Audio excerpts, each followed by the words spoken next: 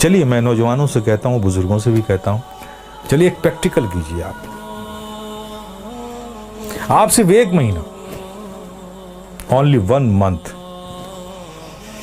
نماز کو قائم رکھیے.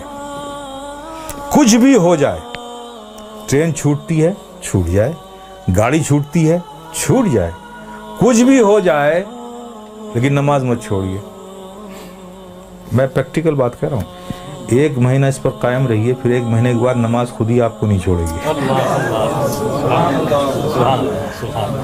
آپ کر کے تو دیکھو یار, کر کے تو دیکھو میرے پیارے, پھر دیکھو کیا لطف آتا ہے.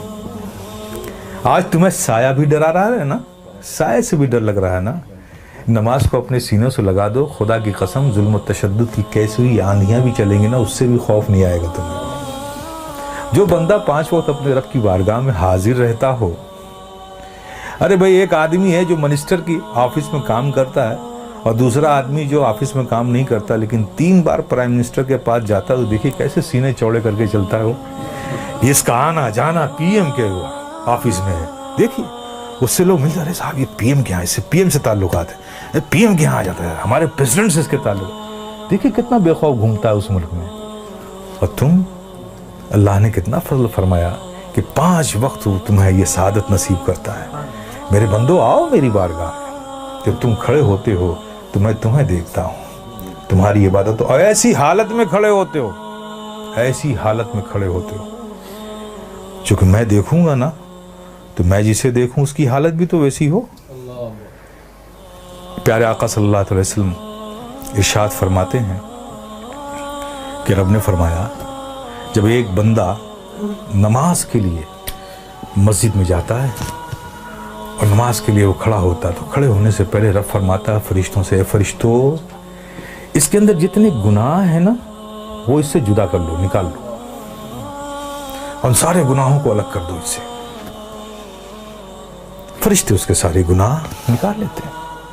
اب بتائیے, سارے گناہ نکل گئے اور آپ نماز میں کھڑے ہو گئے, اللہ اکبر, اور رب کی توجہ آپ پر, رب آپ کو دیکھ رہا ہے, آپ اس کی عبادت میں کھڑے, گناہوں سے خالی ہو گئے. آپ سوچئے اب نماز ادا کر رہے ہیں صدق دل سے, میاں انہماک کے ساتھ, رب کے ذکر میں, اس کی یادوں میں مستغرق ہو کے.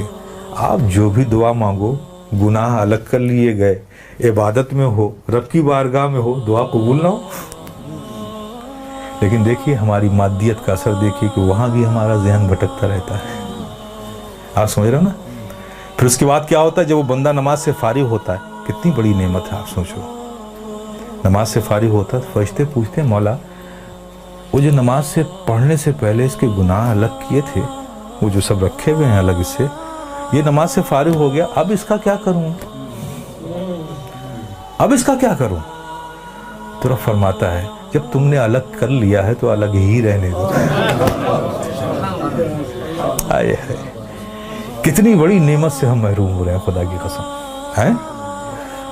اس لیے میرے عزیز, میرے پیارے, یہ بہت بڑی نعمت ہے, بہت بڑی نعمت.